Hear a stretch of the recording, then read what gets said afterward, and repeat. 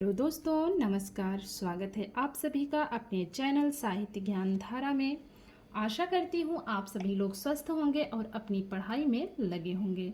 जिन लोगों ने चैनल को सब्सक्राइब कर रखा है उनका बहुत बहुत आभार, बहुत बहुत धन्यवाद इस सहयोग के लिए। क्योंकि कोई भी चैनल रहता है तो वो किसी एक व्यक्ति से तो नहीं बनता है, तो इसीलिए आप सभी का बहुत बहुत आभार। तो कवियों की श्रृंखला में आज हम सभी लोग देखते हैं सोहनलाल द्विवेदी जी के बारे में।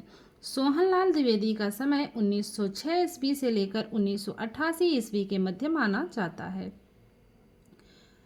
सोहनलाल द्विवेदी का जन्म 22 फरवरी 1906 को सिजौली, फतेहपुर, उत्तर प्रदेश में हुआ था। सोहनलाल द्विवेदी ने राष्ट्रवादी रचनाएं लिखी। महत्वपूर्ण है कि सोहनलाल द्विवेदी ने कैसी रचनाएं लिखी, तो राष्ट्रवादी रचनाएं लिखी हैं। सोहनलाल द्विवेदी की प्रथम रचना भैरवी 1941 ईस्वी की मानी जाती है। तो जो सोहनलाल द्विवेदी हैं, इनकी भैरवी कितने वर्ष की है? सोहनलाल द्विवेदी की भैरवी 1941 अर्थात 41 वर्ष की है। सोहनलाल द्विवेदी को सन 1969 में भारत सरकार द्वारा पद्मश्री सम्मान से सम्मानित किया गया।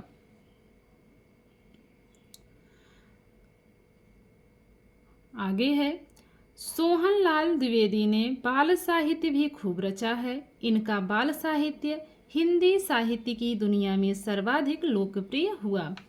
अब बात करते हैं इनकी काव्य रचनाओं के बारे में। भैरवी समय है 1941 ईस्वी, विषपान 1941 ईस्वी, वासवदत्ता 1942 ईस्वी, कुड़ाल 1943, युगधारा 1943, वासंती 1944, चित्रा 1944, चेतना 1954, बांसुरी। अगली रचना है झरना, बिगुल, प्रभाती, पूजा गीत, सेवाग्राम। एक बार इनकी रचनाओं को पुनः देखते हैं सोहनलाल द्विवेदी की। तो इनकी काव्य रचनाएं पुनः देखते हैं। भैरवी 1941, विषपान 1941, वासवदत्ता 1942, कुड़ाल 1943, युगधारा 1943, वासंती 1944, चित्रा 44 की है, चेतना 1954 और बांसुरी। तो इसको ट्रिक के माध्यम से कनेक्ट करने की कोशिश करते हैं। तो जो सोहनलाल द्विवेदी की भैरवी हैं वो क्या करती हैं? वो वासंती का जो है इसमें दिया है ना वासवदत्ता, तो वासवदत्ता को वासना बनाएंगे। तो जो भैरवी हैं वो वासना से लिप्त जो वासंती हैं उनका चित्र बनाते हुए कुड़ाल से कहती हैं कि बांसुरी इतना भी मत बजाओ कि चेतना शून्य हो जाओ और विष पान करके युग धारा में बह जाओ। तो इस प्रकार से कनेक्ट करेंगे। आगे देखते हैं इनकी रचनाओं को। इनकी और भी काव्य रचनाएं हैं, झरना, बिगुल, प्रभाती, पूजा गीत, सेवाग्राम। अभी तो हमने एक ट्रिक के माध्यम से याद की कुछ रचनाओं को, अब इसको एक अलग ट्रिक के माध्यम से देखते हैं कि जो सोहनलाल द्विवेदी हैं वो सेवाग्राम में प्रभात के समय झरना के किनारे बिगुल बजाते हुए पूजा गीत गाते हैं।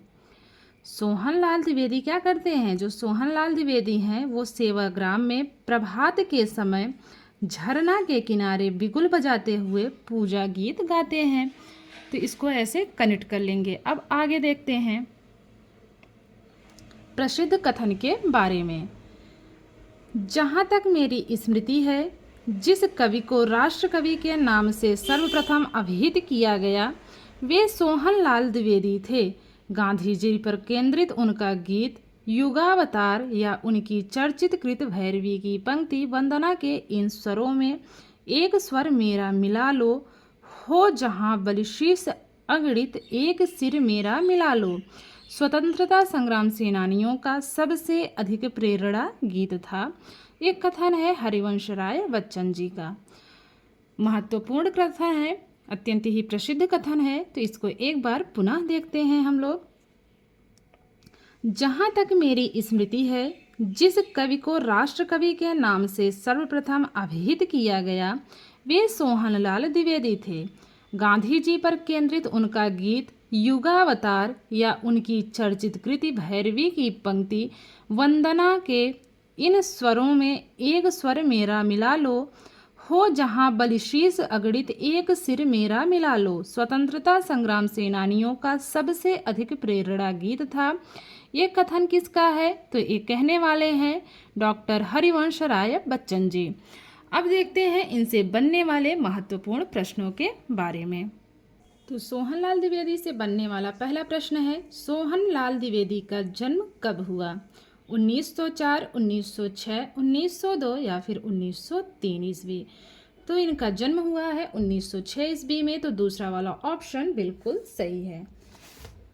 सोहनलाल द्विवेदी का जन्म 22 फरवरी 1906 ईस्वी को हुआ है। अगला प्रश्न देखते हैं, सोहनलाल द्विवेदी का जन्म कहाँ हुआ? ऑप्शंस हैं देवबंद ग्राम सहारनपुर उत्तर प्रदेश, सिंगरौली फतेहपुर उत्तर प्रदेश, अलीगढ़ उत्तर प्रदेश या फिर फर्रुखाबाद उत्तर प्रदेश।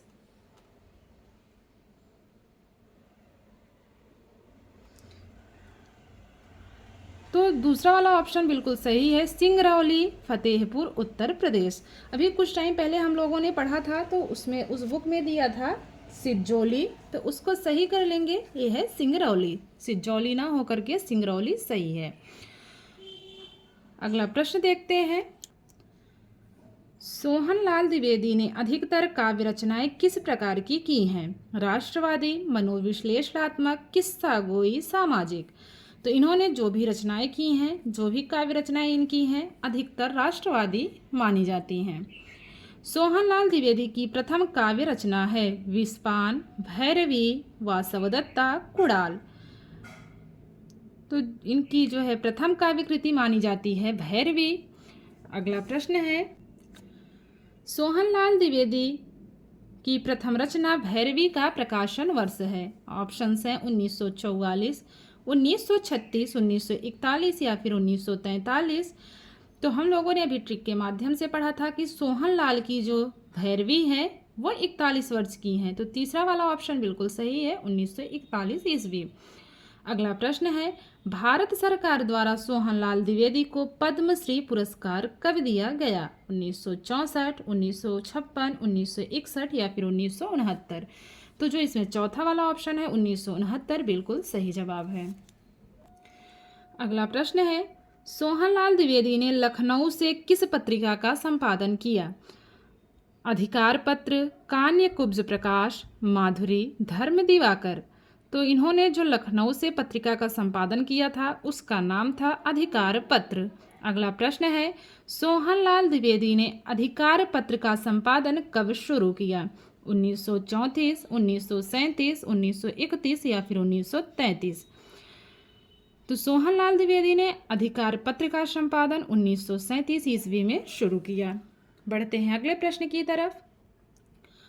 सोहनलाल द्विवेदी का बाल साहित्य है दूध बतासा, वासंती, चेतना या फिर कुड़ाल?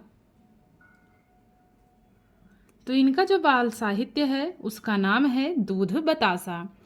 अगला प्रश्न है, सोहनलाल द्विवेदी की किस काव्य रचनाओं का प्रकाशन वर्ष के अनुसार सही अनुक्रम है? अब बता रहा है रचनाओं का सही क्रम, तो विकल्प देखते हैं पहले। पहला विकल्प है विस्पान, वासवदत्ता, भैरवी, युगधारा, कुड़ाल। दूसरा विकल्प है वासवदत्ता, विस्पान, भैरवी, कुड़ाल, युगधारा। तीसरा विकल्प है भैरवी, विस्पान, वासवदत्ता, कुड़ाल, युगधारा। और चौथा विकल्प है कुड़ाल, वासवदत्ता, विस्पान, युगधारा, कुड़ाल। तो जो इसमें तीसरा वाला ऑप्शन है बिल्कुल सही है, सा वाला ऑप्शन सही है। अब कैसे सही है ये भी देख लेते हैं। सबसे पहले नंबर पर है भैरवी। भैरवी कब की है? 1941 की है। वहीं बात करें विस्पान की, विस्पान का समय है 1941 ईस्वी। वासवदत्ता का समय है 1942 ईस्वी। कुड़ाल का समय है 1943 ईस्वी। और युगधारा का भी समय है 1943 ईस्वी। तो ये जो पहला वाला है बिल्कुल सही है। भैरवी इनकी प्रथम काव्य कृति मानी जाती है और 1941 वर्ष इसका समय है। अगला प्रश्न है, सोहनलाल द्विवेदी का निधन कब हुआ? ऑप्शंस हैं 1994, 1988, 1991, 1993। तो जो इसमें दूसरा वाला ऑप्शन है 1988 बिल्कुल सही है। तो अगर वीडियो अच्छी लगे तो आप लोग वीडियो को लाइक कर दिया करिए और कमेंट के माध्यम से एक बार बता दिया करिए कि वीडियो कैसी लगी। तो मिलते हैं कवियों की श्रृंखला में एक और कवि के साथ। तब तक के लिए सभी को जय श्री राधे कृष्णा, जय श्री सीताराम, नमस्कार।